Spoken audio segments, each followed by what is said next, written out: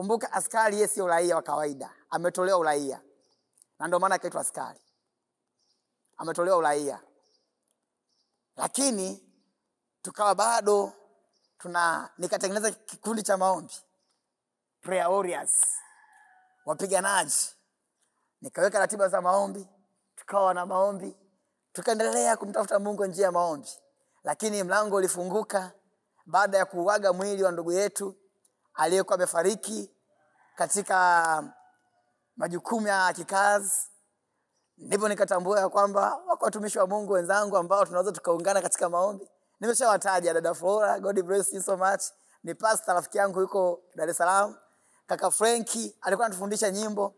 Tukatengeneza kwaya, pamoja na maombi tukatengeneza kwaya. Na atukuzwe Mungu ajabu. Tulipopata nafasi ya kuwa na Jumamosi, Jumapili ya kupumzika masaa machache sana. Tukawa tunaondoka na kwenda kanisa moja la TAG liko pale Mlandizi. Tukamkuta mchungaji mmoja anaitwa mchungaji Mwakasege. Yule mchungaji akatupokea. Tukamwambia sisi askari lakini pia tuna kwaya. Alitupatia nafasi ya kuimba. Kwa kupitia neema ambayo Mungu alinipa, tukaona kwaya kama askari. Tunazo nyimbo zetu, tukatunga nyimbo. Muda gani tulipata hiyo nafasi? Ni Mungu tu alikuwa anatupatia nafasi kwa namna yake. Niseme ni neema. Tunapozungumzia neema, naomba tu tulitafsiri katika ukubwa tu ya kwamba ni kitu ambacho hatukustahili. Kwa hiyo tambua tu ya kwamba tulitunga nyimbo na tukawa na ratiba za maombi tukiwa bado kwenye kambi. Naomba ulichukue tu jina neema, hivyo hivyo basi. Na ninaamini utanielewa vizuri sana nikisema neema. Kwamba neema huwa ipiganiwi. Neema tu inashuka kutoka kwa Mungu kwa wakati na mahitajio maalum. Kwa hiyo kwa sababu mioyo yetu ilikuwa inatamani kuabudu, tumezoea ibada, tumezoea safari ya injili. Basi nikawa na kampani kwa kweli kuanzia hapo na tukaa kwenye mikono salama chini ya kiongozi wetu anampenda Mungu kwa viwango vikubwa, tena na level kubwa sana ya kijeshi. Tuseme tu baba Mungu akubariki sana. Jambo kubwa sana ambalo linaweza likakutia moyo wewe hapo ulipo ni hili. Ninacheka kwa sababu ni kicheko cha furaha sana. Kuna siku moja ilikuwa imetokea kwamba tunakwenda kwenye majukumu ya kikazi. Ninamshukuru Mungu sana kwa sababu yeye ni mwema na mwaminifu sana. Mkuu akalitaja jina langu baba mchungaji na kuomba uje mara moja. Nilipofika mahali pale akaitwa kiongozi mkubwa sana anayesimamia majukumu ya kijeshi. Yule kiongozi akapewa maagizo, akasema mpeleke mchungaji kanisani alafu siondoke. Oh my God. I say, ni mimi hapa mtumishi wa Mungu. Nimepewa escort ya kijeshi na kwenda kanisani kumtafuta Mungu. Jamani, Mungu yupo, watu wa Mungu. Nikutie moyo hata kama wewe ni polisi, nikutie moyo hata kama wewe ni askari magereza, nikutie moyo hata kama uko usalama wa taifa, hata kama uko mahali popote. Yesu ni mkubwa kuliko vyombo vya usalama kwenye kona yoyote duniani. Narudia tena. Amiri jeshi mkuu ni Yesu Kristo. Hawa viongozi wengine wote wanapokea oda kutoka kwa Mungu. Hawa viongozi wote wakuu wa magereza wanapokea oda kutoka kwa Mungu. Wakuu wa polisi wanapokea oda kutoka kwa Mungu. Wakuu wa vyombo vya usalama wa taifa wanapokea oda kutoka kwa Mungu. Nikapewa escort ya kwenda kanisani. Nilipofika mahali pale kanisani, ibada zinaendelea, lakini bodyguard yuko nyuma anasubiri ya kwamba nimalize ibada nichukuliwe na yule askari na kupelekwa kwenye majukumu ya kikazi. Namtukuza Mungu kwa ajili ya hiyo. Kwa hiyo na yeye aliabudu bila kutaka. Jamani, ni vizuri sana kwenye taasisi kuwa na watu wa Mungu waliokoka. Sio jambo kulisahau hilo. Nikamshukuru Mungu sana kwa ajili ya ibada iliyofanyika pale Mlandizi. Ilikuwa ni ibada ya baraka sana na nikatoka. Kwa sababu yule askari alikuwa amepewa maelekezo kwamba msubiri mtumishi wa Mungu aabudu. Ikabidi awe mvumilivu na awe mpole. Akamsubiri mtumishi wa Mungu aabudu. Na baada ya kumaliza kuabudu akanirudisha. Na tunajua kabisa kuna lugha na usemi wa kawaida. Amri ya mwisho sio amri ya kujadili.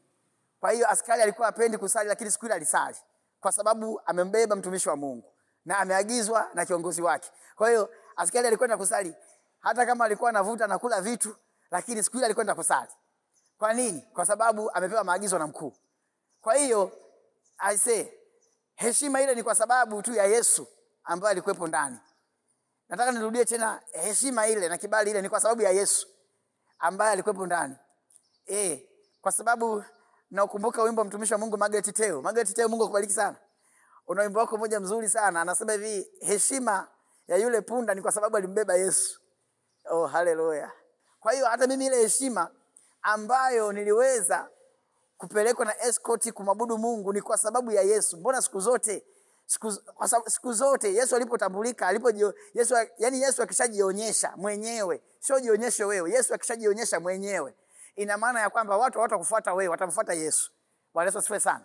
Kwa ina maana watu watamfuata nani? Watamfuata Yesu. Kwa nini? Yesu yeye ndo ambaye amejionyesha yeye. Kwa hiyo ina maana kwamba kwa kupitia ule mlango wa msiba ule pale, Yesu aliweza kujionyesha. Alipojionyesha, ina maana wakuu hawakunifuata mimi, ila wakuu walimfuata Yesu. Na ndio maana kwa hiyo hata wale escort walionipeleka kanisani, ina maana kwamba walikuwa wananipeleka mimi, lakini wanakipeleka kitu ambacho nimekibeba. Bwana Yesu asifiwe sana.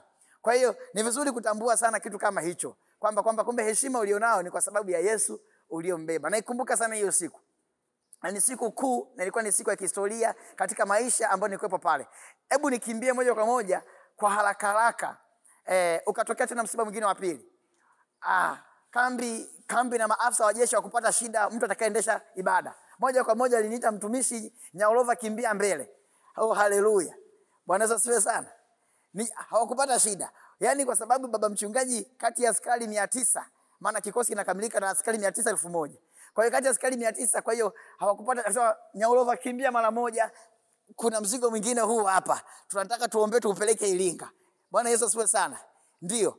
Kwa hiyo ina maana kwamba hata pale pia alipokuja, rest in peace, rafiki yangu wa Iringa kabisa, dadangu Pokea, tumefanya usaidi pamoja Iringa, tumeingia pamoja, akapumzika mbele aje katika mazoezi na majukumu ya kijeshi. Mimi ndiye ambaye nikasimama kwa mara ya pili kwa ajili ya kuombea na kuwakumbusha watu safari ya mbinguni. Jamani, hazifanywi sala za marehemu. Naomba tuliweke vizuri mahali hapo. Hatufanyi sala za marehemu kumpangia Mungu pa kumpeleka rafiki yetu, kumwelekeza Mungu ampeleke rafiki yetu wapi. Hapana. Wanaofanya hivyo wanafanya kimakosa. Na kama kuna mtu ambaye anaombea sala ya marehemu ili ya kwamba aende mahali pema peponi, kumbuka anayejua pema au sio pema ni Mungu. Kwa hiyo sisi hapa ni swala la kukumbushana. Kwa hiyo tukao tunakumbushana askari kwamba mwezi wetu amepumzika.